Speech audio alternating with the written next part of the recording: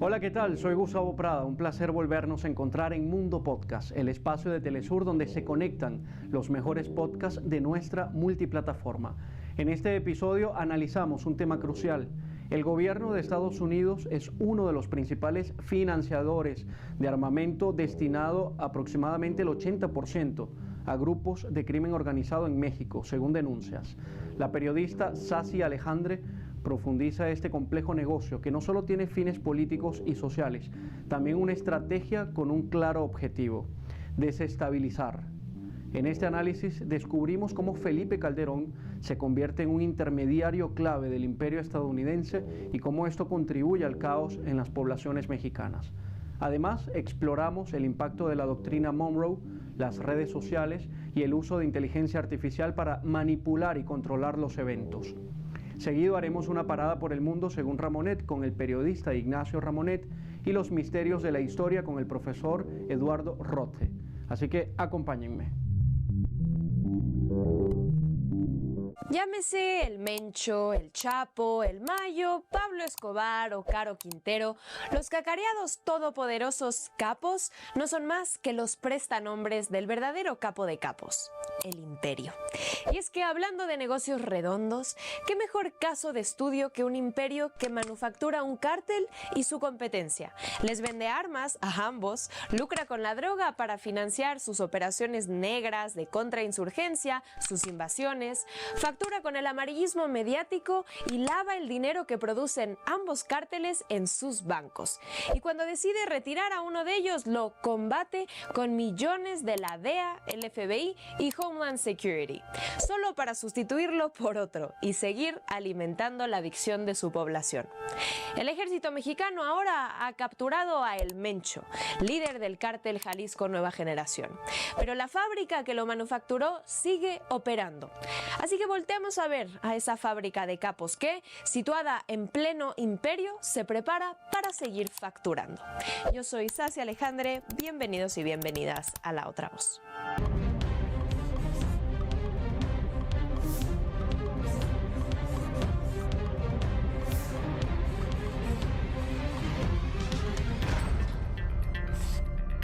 ¿Son los cárteles los enemigos de la seguridad nacional estadounidense o más bien sus aliados más útiles? La llamada doctrina Monroe apunta a un eje claro: erradicar gobiernos y movimientos de izquierda para consolidar el dominio de Estados Unidos sobre América Latina, sus tierras raras y recursos estratégicos. Para ello, mucho antes de la llegada de Trump, el narco ha sido pieza central. Y es que no es casual que los cárteles busquen dominar las zonas más ricas en recursos naturales. El cártel Jalisco controla Zacatecas, por ejemplo, el corazón minero del país, y también dos de los estados con más tierras raras, Chihuahua y Oaxaca. Su rol ahí es clave: desplazar comunidades y aplastar la resistencia a mineras estadounidenses y canadienses. Sin contarse lo suficiente que entre los mayores beneficiarias de la guerra contra el narco de Felipe Calderón estuvo, por ejemplo, Fortuna Silver Mines, que junto al narco y el ejército despojó con masacres, por ejemplo, a la comunidad de San José del Progreso en Oaxaca. O quizás los Zetas, a quienes el cártel Jalisco habría surgido para combatir, supuestamente, bajo el nombre Mata Zetas. Nacen como grupo de élite del ejército mexicano, entrenados en la Escuela de las Américas en Fort Bragg, para exterminar al EZLN y otras insurrecciones contra el Tratado de Libre Comercio con Estados Unidos. Casualmente, los cárteles siempre alineados con los intereses del imperio. Y para ello, ¿cuándo es que Estados Unidos no ha armado a los mercenarios que le sirven a sus fines? ¿Se acuerdan de la frase de Eduardo Galeano que decía: ellos tenían la Biblia y nosotros teníamos la tierra? Y nos dijeron: cierren los ojos y recen. Y cuando abrimos los ojos, ellos tenían la tierra y nosotros la Biblia. Pues así en los medios de desinformación, para los que misteriosamente los narcos tienen la droga y el establishment estadounidense tiene las armas. Y en un abrir y cerrar de ojos, estos se intercambian. Con ustedes, Infobae. ¿Qué armas fabricadas en Estados Unidos llegan a manos de los cárteles mexicanos? O El Economista también. armas importadas en Estados Unidos terminan en manos de narcos.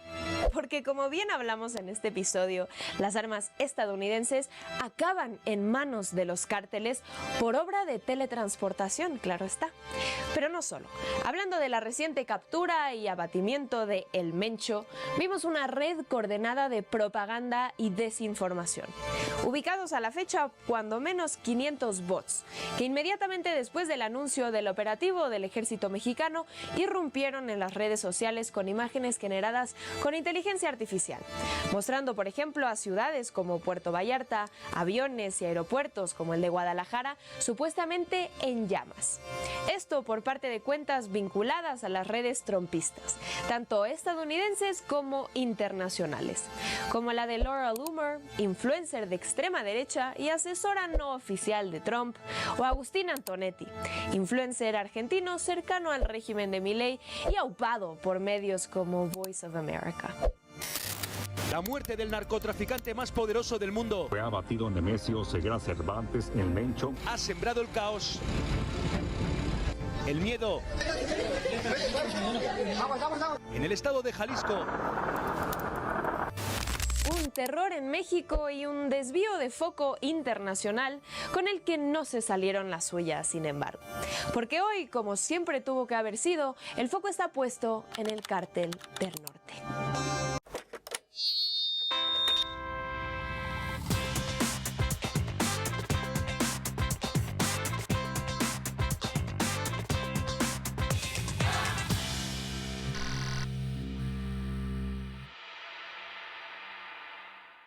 Seguimos en este segundo segmento de Mundo Podcast. Hoy el analista internacional Ignacio Ramonet nos trae un análisis exclusivo sobre los recientes ataques de Estados Unidos e Israel contra Irán. En su más reciente podcast, Ramonet profundiza en las implicaciones de este conflicto, no solo en el escenario geopolítico, sino también en el derecho internacional. Hola, ¿qué tal? Hoy quiero hablarles de una película política, una película que se llama Nuremberg. Una película realizada por un realizador estadounidense, James Vanderbilt, que es muy conocido como guionista. Por ejemplo, él hizo el guión de Zodiac, una película de David Fincher muy conocida, un thriller extraordinario, pero es un guionista muy importante. Pero aquí esta es apenas su segunda película, James Vanderbilt, y la película se titula Nuremberg. Está interpretada por dos inmensos actores. Hay otros actores también muy buenos, pero estos dos que son los actores de los papeles principales, por una parte Russell Crowe es el inolvidable Gladiator, la película bien conocida, y por otra parte Rami Malek, un actor también muy excepcional que todo el mundo recuerda porque interpretó el rol del cantante Fred Mercury en la película Bohemian Rhapsody. Bien. Entonces, ¿de qué trata esta película? Nuremberg, evidentemente, decía, es una película política, porque Nuremberg es una ciudad muy marcada políticamente en la historia del siglo XX, porque en Nuremberg, una ciudad de Alemania, ahí fue donde Hitler, en 1933, apenas llegado al poder, hizo una concentración muy espectacular de estas puestas en escena que hacía el nazismo, ¿verdad? Con mucha parafernalia y muchos uniformes. Aquí los aliados, recordemos que los aliados eran la Unión Soviética, Estados Unidos, el Reino Unido y Francia, decidieron organizar un tribunal militar para juzgar a los responsables. Es ese tribunal. En el título de la película Nuremberg se refiere a este tribunal, a un tribunal militar internacional que se realizó en ese momento. La película está basada en un libro, en un ensayo que ha escrito un ensayista estadounidense que se llama Jack L.I. y que cuenta en particular las relaciones entre un psiquiatra, que son reales, un psiquiatra estadounidense, un psiquiatra militar estadounidense, un joven psiquiatra militar estadounidense que se llama Douglas Seeley, y por otra parte el segundo dirigente nazi más importante después de Hitler, que era Hermann Göring. Göring está interpretado por Russell Crowe y este psiquiatra está interpretado por Rami Malek. Los aliados habían nombrado a unos psiquiatras, en particular a este psiquiatra, Douglas Kelly, para que analizaran la salud mental de estos 22, 23, una veintena de dirigentes nazis que no se habían suicidado. Independientemente de estas, el psiquiatra, por otra parte, escribió varios libros, un libro que se llama 22 células, porque estaban encargados de esta cuestión, de ver en particular para que no se suicidaran. Recordemos que Göring acaba suicidándose. Una vez que termina el juicio, una vez que él es condenado a muerte, prefiere no ser ahorcado y había conservado una píldora de cianuro y se suicida, escapa por consiguiente al castigo. Y en este Nuremberg se establecieron leyes que a partir de ahí, dentro de este marco internacional, de leyes internacionales, de multilateralismo que se creó al final de la Segunda Guerra Mundial con la creación de Naciones Unidas mediante el Tratado de San Francisco, pues también se crearon leyes, por ejemplo, se creó el crimen contra la paz, por ejemplo, se creó el crimen de guerra, se creó el crimen contra la humanidad.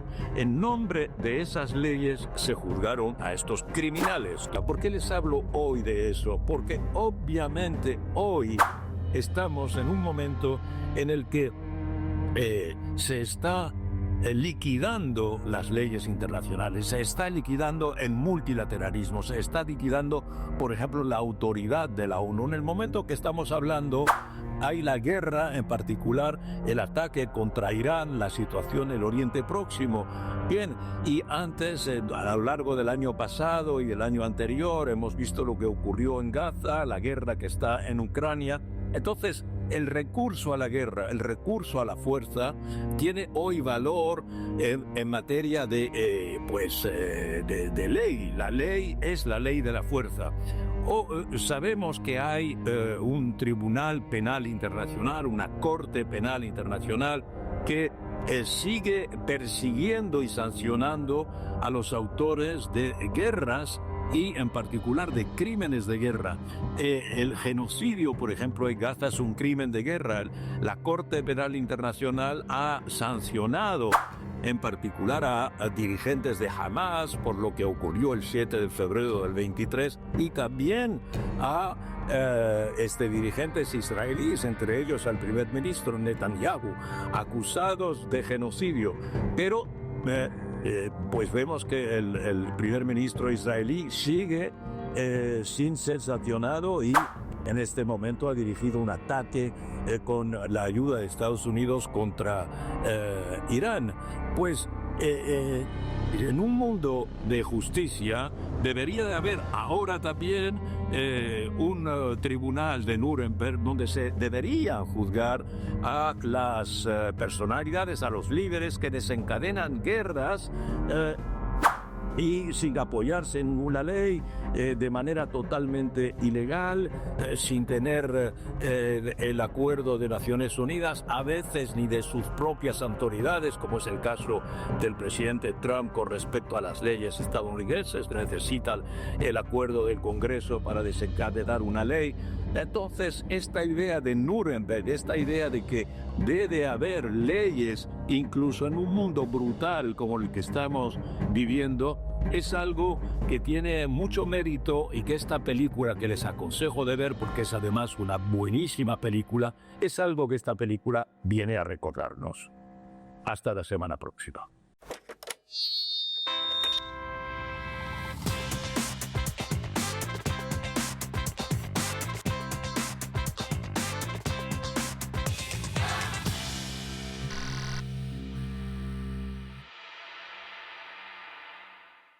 Para cerrar esta edición de Mundo Podcast, nos adentramos en la historia de Irán, una nación milenaria que ha sido epicentro geopolítico desde la antigua Persia hasta la República Islámica actual. Durante siglos, las élites globales han puesto su mirada en ese territorio y hoy la tensión se intensifica. Estados Unidos ha escalado sus ataques y sanciones contra Irán utilizando la narrativa de las armas nucleares, un relato que recuerda peligrosamente al de las armas de destrucción masiva que justificaron la invasión a Irak. En este capítulo revelador, el profesor Eduardo Roce desentraña la compleja historia de Irán, explorando sus glorias ancestrales y las batallas actuales. Un análisis imprescindible para entender el verdadero contexto de una nación que se resiste a la hegemonía. Irán es el país más estratégico del Medio Oriente porque limita con Irak y Turquía al oeste, con Azerbaiyán y Armenia al noroeste, con el Mar Caspio y Turkmenistán al norte, con Afganistán y Pakistán al este y con el Golfo de Omán y el Golfo Pérsico al sur. Más estratégico, imposible.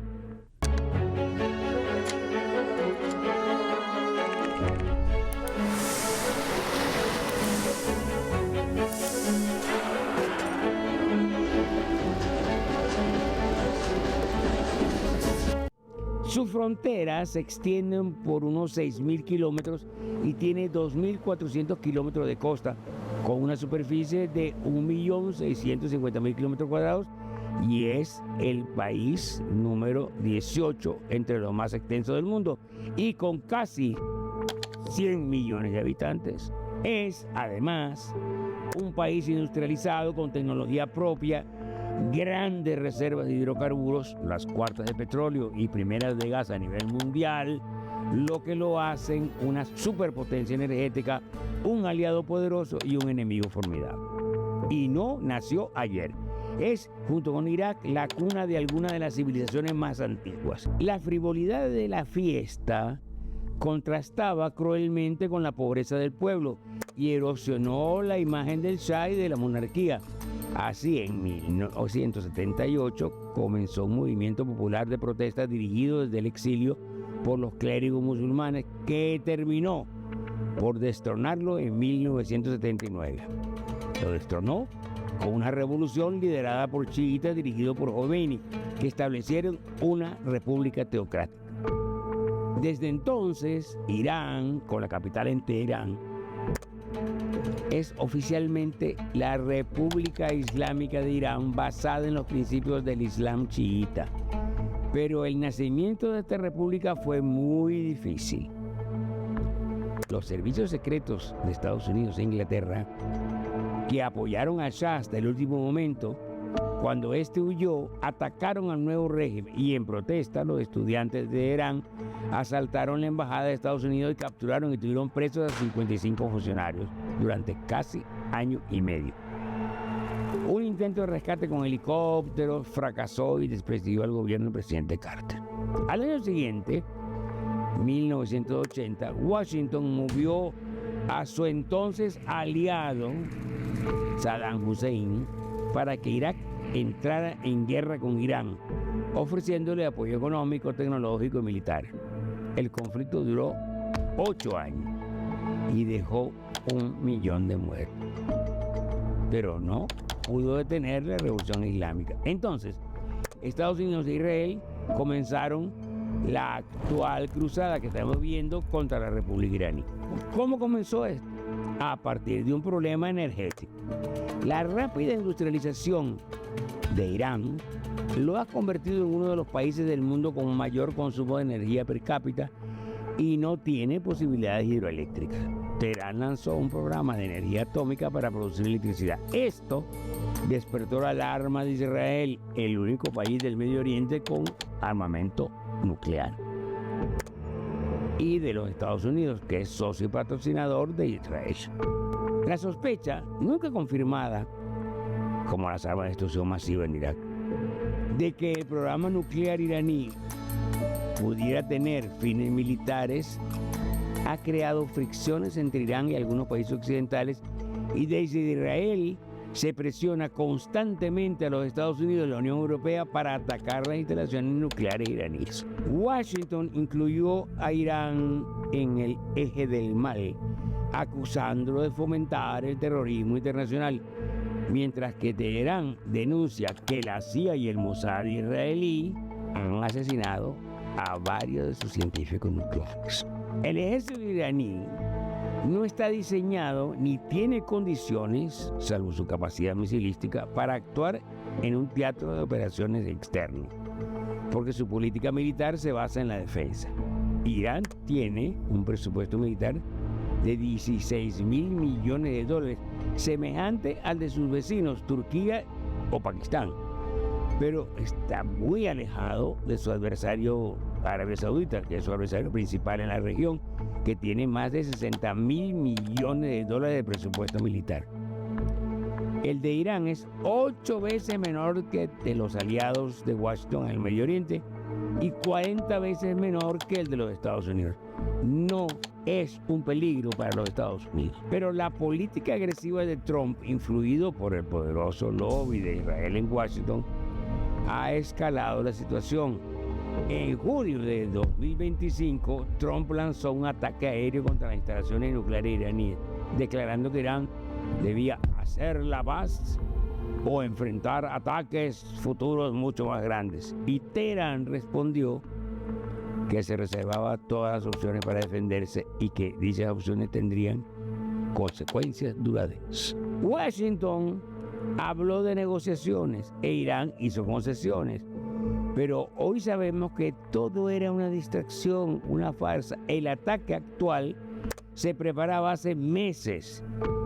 En febrero de 2026, grandes fuerzas aeronavales estadounidenses dejaron el Caribe, donde amenazaban a pequeños países, y se dirigieron al Golfo Pérsico, donde el 28 de febrero Estados Unidos e Israel lanzaron una ofensiva combinada contra más de 1.000 instalaciones nucleares y militares en Teherán, Isfahán, Qom y otras grandes ciudades.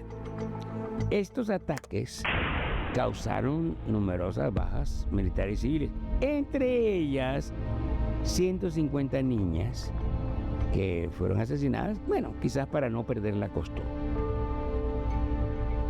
Los ataques fueron realizados con misiles Tomahawk, drones y bombarderos B-2. Entre los daños más graves de los ataques fue la destrucción de un edificio donde estaba reunido el alto gobierno iraní, lo que causó la muerte del líder supremo, el ayatolá Ali Khamenei, así como de Mohammad Maheri, jefe del Estado Mayor del Ejército, del comandante de la Guardia Revolucionaria Islámica y otros jefes militares inexplicablemente juntos a la misma hora y lugar. A todos estos ataques de Estados Unidos e Israel, Irán respondió con un contraataque de drones y misiles, sobre todo misiles hipersónicos, contra Israel y bases militares de Estados Unidos en Bahrein, Qatar, Emiratos Árabes Unidos, incluyendo depósitos de material, bases aéreas y hoteles donde se alojaban oficiales y soldados norteamericanos. Igualmente hubo un ataque que Irán niega haber cometido, parece ser, del Mossad contra una refinería en Arabia Saudita.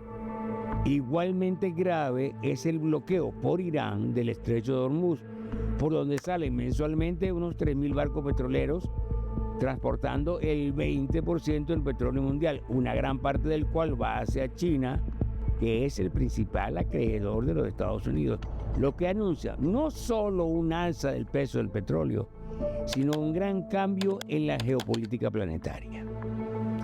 Nada permite creer que esta guerra implicará un cambio de gobierno en Teherán y el fin de la República Islámica, pero lo que sí es seguro es que el antiguo país seguirá dando nuevas batallas, que el Medio Oriente ya no será el mismo y que Donald Trump ahora está en el dilema de seguir doblando la apuesta o, como le ocurre en todo lo que hace, retirarse sin gloria ni victoria. Asistimos hoy con esta guerra del Medio Oriente a un grave misterio de la historia en pleno desarrollo. Así ponemos punto final en Mundo Podcast, el programa en que nuestros podcasts saltan a la pantalla. Recuerden que pueden contactarnos y enviar sus comentarios y sugerencias a través de las distintas cuentas de redes sociales, tanto en Instagram como en X, @TelesurTV, y el canal de YouTube Mundo Podcast Telesur. Allí podrán disfrutar de los episodios anteriores. Quien les habla, Gustavo Prada. Fue un placer acompañarles. Nos vemos en una próxima entrega. Hasta entonces.